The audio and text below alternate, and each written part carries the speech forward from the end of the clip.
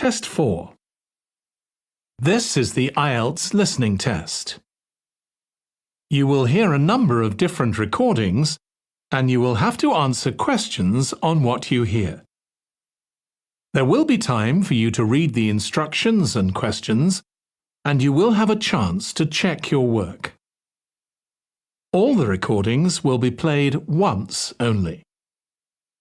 The test is in 4 parts. At the end of the test, you will be given 10 minutes to transfer your answers to the answer sheet. Now turn to Part 1.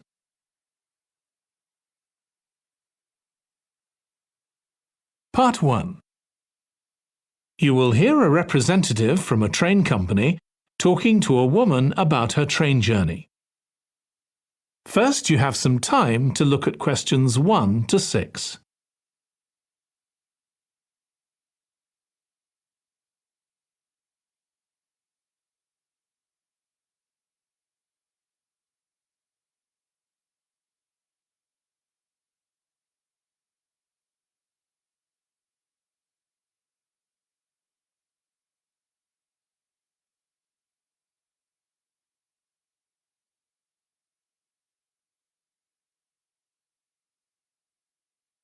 Now listen carefully and answer questions 1 to 6. Hello, do you mind if I ask you some questions about your journey today?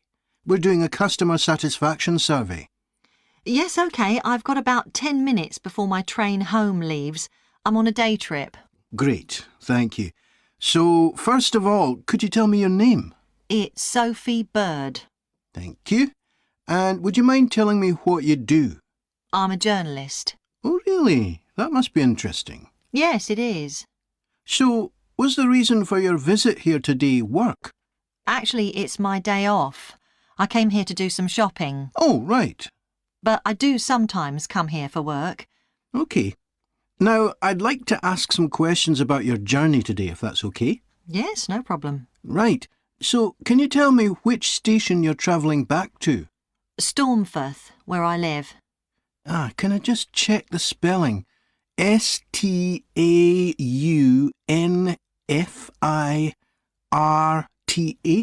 That's right. And you travelled from there this morning? Yes. OK, good. Next, can I ask what kind of ticket you bought? I assume it wasn't a season ticket as you don't travel every day. That's right. No, I just got a normal return ticket. I don't have a rail card, so I didn't get any discount. I keep meaning to get one because it's a lot cheaper. Yes, you'd have saved 20% on your ticket today. So you paid the full price for your ticket? I paid £23.70. OK. Do you think that's good value for money? Not really. I think it's too much for a journey that only takes 45 minutes. Yes, that's one of the main complaints we get. So you didn't buy your ticket in advance? No. I know it's cheaper if you buy a week in advance, but I didn't know I was coming then. I know. You can't always plan ahead. So, did you buy it this morning? No, it was yesterday. Right. And do you usually buy your tickets at the station? Well, I do usually, but the ticket office closes early and I hate using ticket machines. I think ticket offices should be open for longer hours. There's always a queue for the machines and they're often out of order. A lot of customers are saying the same thing. So, to answer your question, I got an e-ticket online. Before you hear the rest of the conversation, you have some time to look at questions 7 to 10.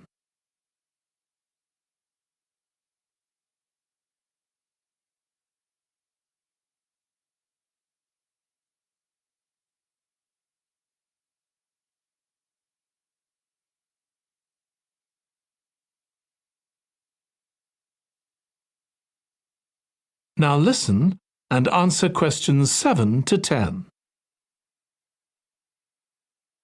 OK, thank you. Now, I'd like to ask you about your satisfaction with your journey. So what would you say you were most satisfied with today? Well, I like the Wi-Fi on the train. It's improved a lot. It makes it easier for me to work if I want to. That's the first time today anyone's mentioned that. Oh. It's good to get some positive feedback on that. Mm. And is there anything you weren't satisfied with? Well, normally the trains run on time and are pretty reliable, but today there was a delay. The train was about 15 minutes behind schedule. OK, I'll put that down.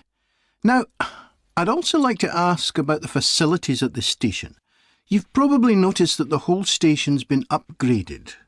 What are you most satisfied with? I think the best thing is that they've improved the amount of information about train times, etc., that's given to passengers. It's much clearer. Before, there was only one board and I couldn't always see it properly, which was frustrating. That's good. And is there anything you're not satisfied with? Let's see. I think things have generally improved a lot. The trains are much more modern and I like the new cafe. But one thing is that there aren't enough places to sit down, especially on the platforms. OK, so I'll put seating down, shall I, as the thing you're least satisfied with? Yes, OK. Can I ask your opinion about some of the other facilities? We'd like feedback on whether people are satisfied, dissatisfied, or neither satisfied nor dissatisfied. OK. What about the parking at the station? Well, to be honest, I don't really have an opinion, as I never use it. So neither satisfied nor dissatisfied for that, then? Yes, I suppose so. OK, and what about the... That is the end of Part 1. Part 2. You will hear the chair of a committee on park facilities addressing her local town council about changes that have been made to the park. First, you have some time to look at questions 11 to 16.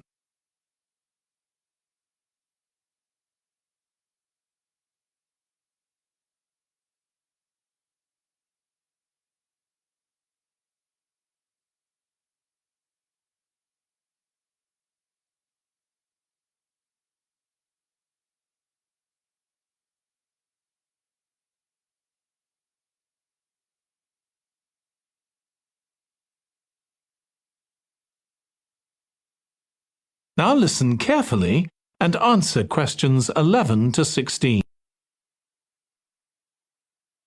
As chair of the Town Council Subcommittee on Park Facilities, I'd like to bring you up to date on some of the changes that have been made recently to the Croft Valley Park.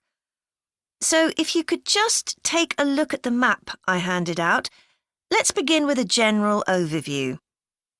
So, the basic arrangement of the park hasn't changed. It still has 2 gates, north and south, and a lake in the middle.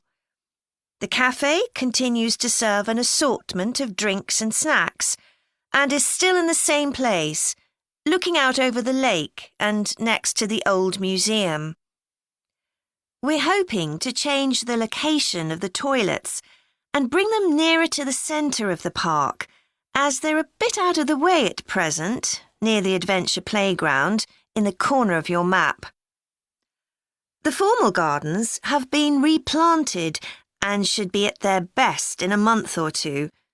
They used to be behind the old museum, but we've now used the space near the south gate, between the park boundary and the path that goes past the lake towards the old museum.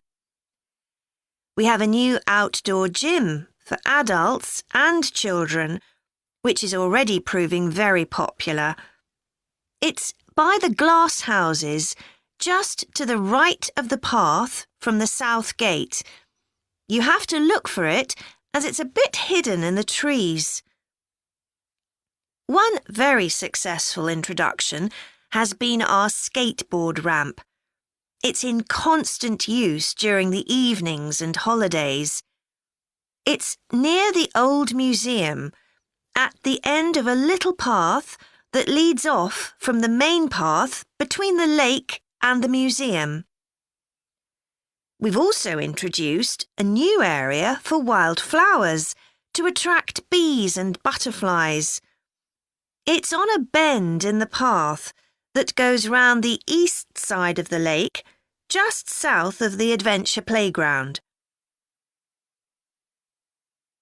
Before you hear the rest of the presentation, you have some time to look at questions 17 to 20.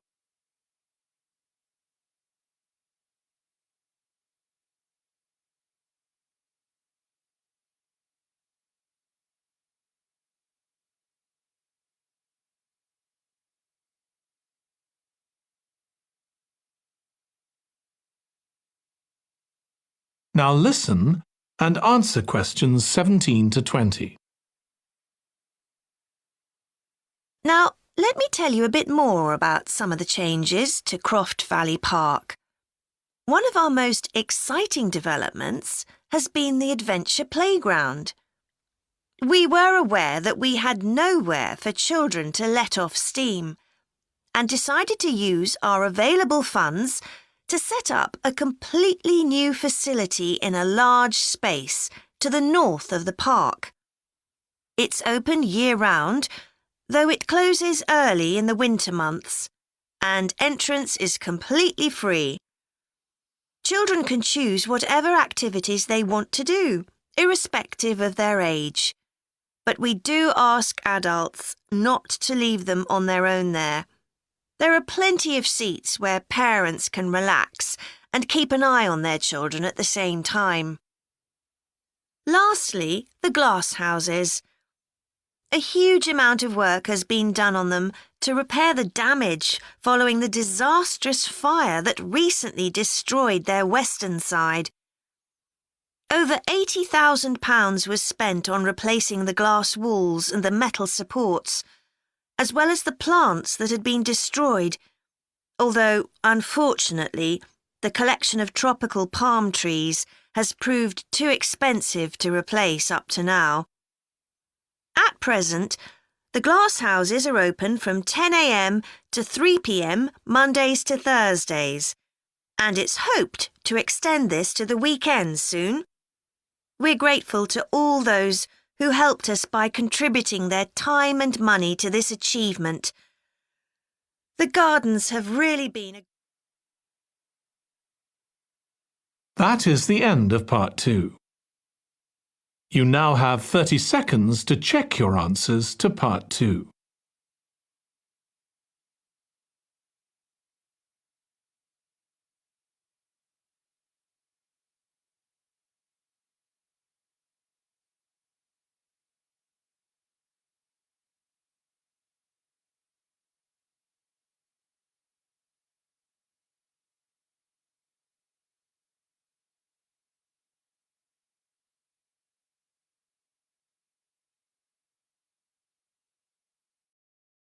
Part 3. You will hear two students of social history called Annie and Jack discussing their presentation about refrigeration. First, you have some time to look at questions 21 to 24.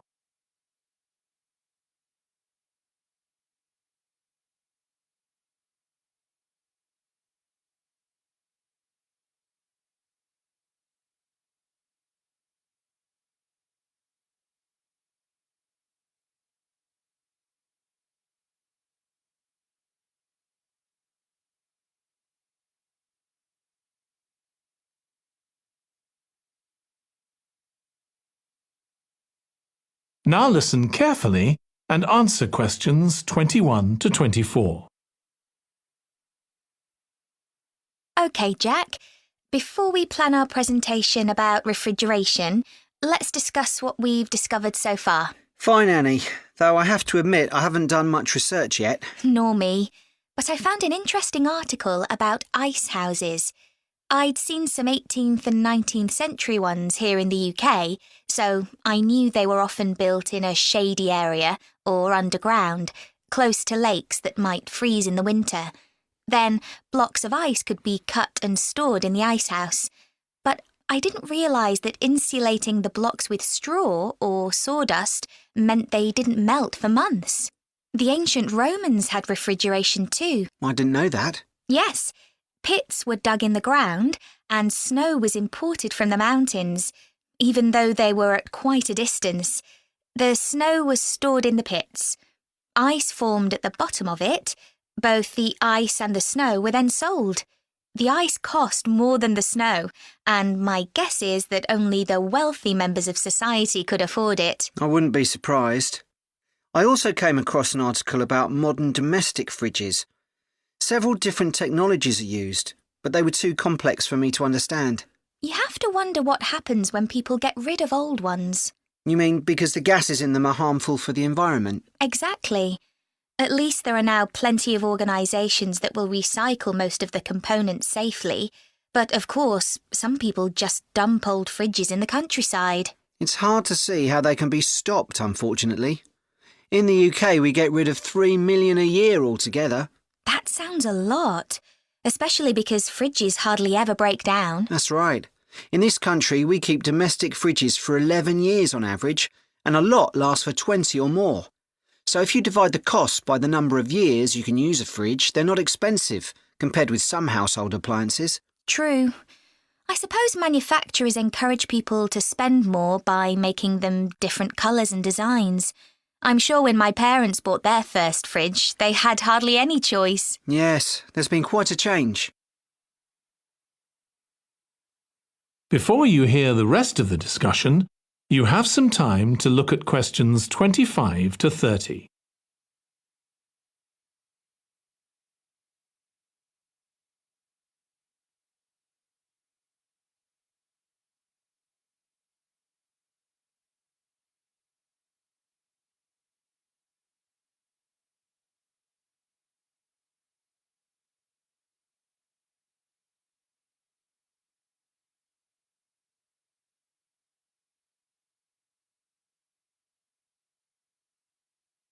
Now listen and answer questions 25 to 30. Right, let's make a list of topics to cover in our presentation and decide who's going to do more research on them. Then later we can get together and plan the next step. OK. How about starting with how useful refrigeration is and the range of goods that are refrigerated nowadays? Because, of course, it's not just food and drinks. No, I suppose flowers and medicines are refrigerated too. And computers. I could do that, unless you particularly want to. No, that's fine by me. What about the effects of refrigeration on people's health? After all, some of the chemicals used in the 19th century were pretty harmful, but there have been lots of benefits too, like always having access to fresh food. Do you fancy dealing with that? I'm not terribly keen, to be honest. Nor me.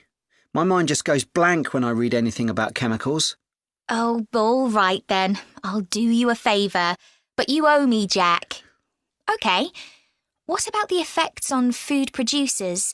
Like farmers in poorer countries being able to export their produce to developed countries. Something for you, maybe? I don't mind. It should be quite interesting. I think we should also look at how refrigeration has helped whole cities. Like Las Vegas, which couldn't exist without refrigeration because it's in the middle of a desert. Right.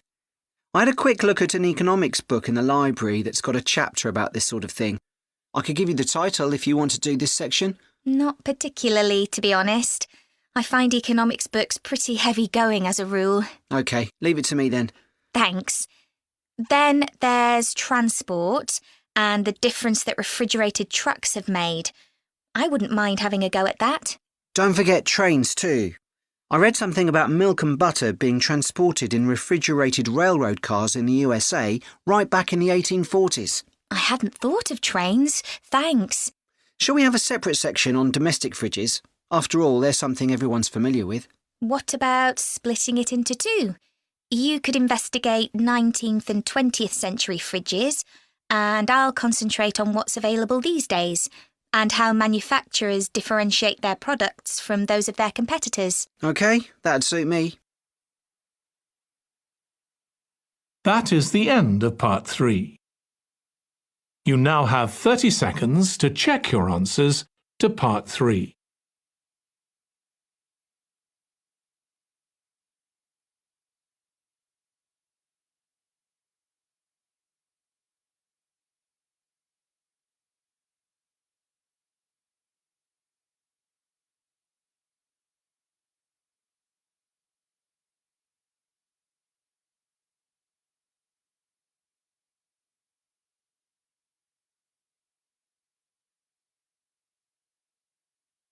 Part 4. You will hear a history student giving part of a presentation about changes in British society in the 19th century. First, you have some time to look at questions 31 to 40.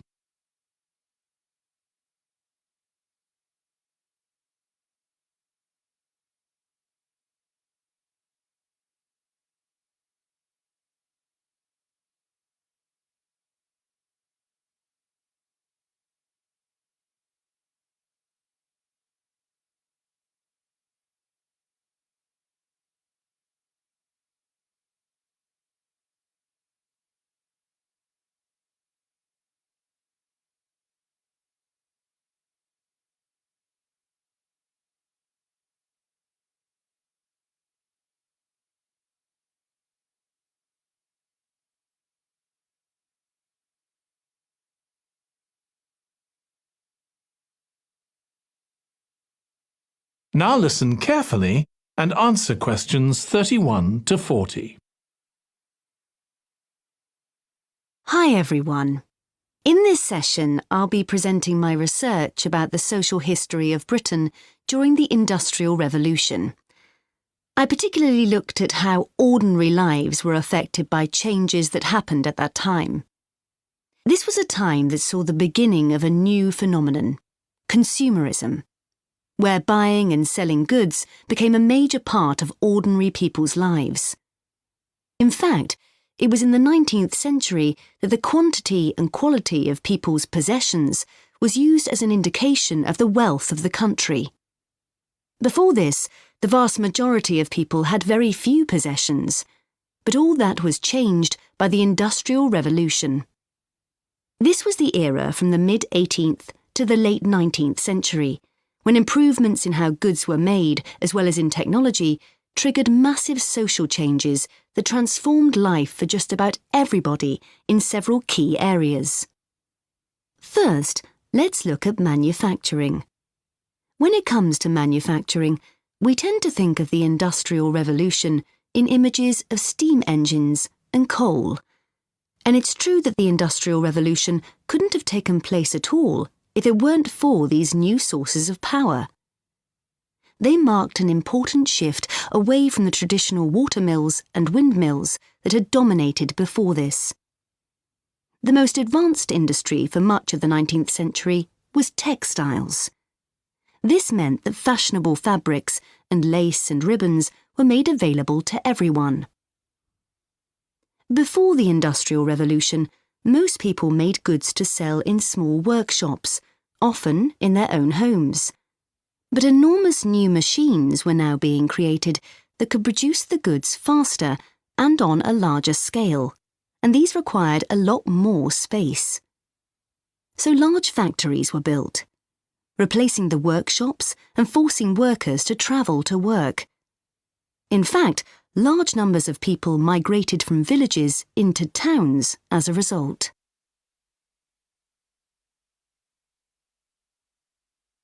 As well as manufacturing, there were new technologies in transport, contributing to the growth of consumerism.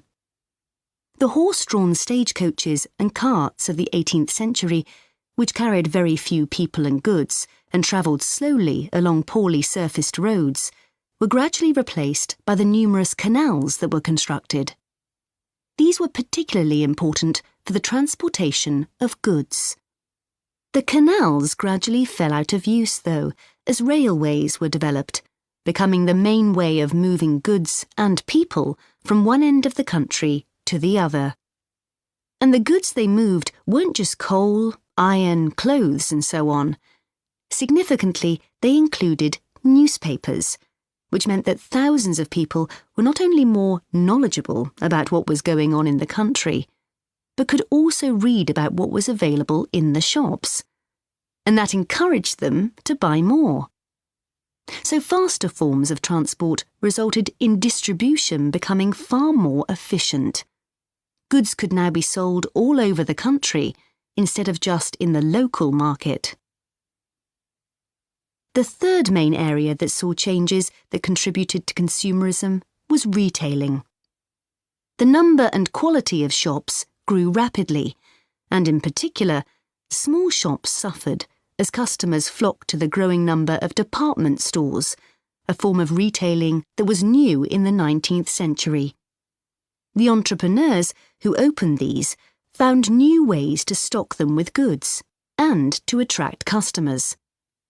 For instance, improved lighting inside greatly increased the visibility of the goods for sale. Another development that made goods more visible from outside resulted from the use of plate glass, which made it possible for windows to be much larger than previously. New ways of promoting goods were introduced too. Previously, the focus had been on informing potential customers about the availability of goods. Now, there was an explosion in advertising trying to persuade people to go shopping. Flanders claims that one of the great effects of the Industrial Revolution was that it created choice. All sorts of things that had previously been luxuries, from sugar to cutlery, became conveniences, and before long they turned into necessities. Life without sugar or cutlery was unimaginable, rather like mobile phones these days. That is the end of part 4. You now have 1 minute to check your answers to part 4.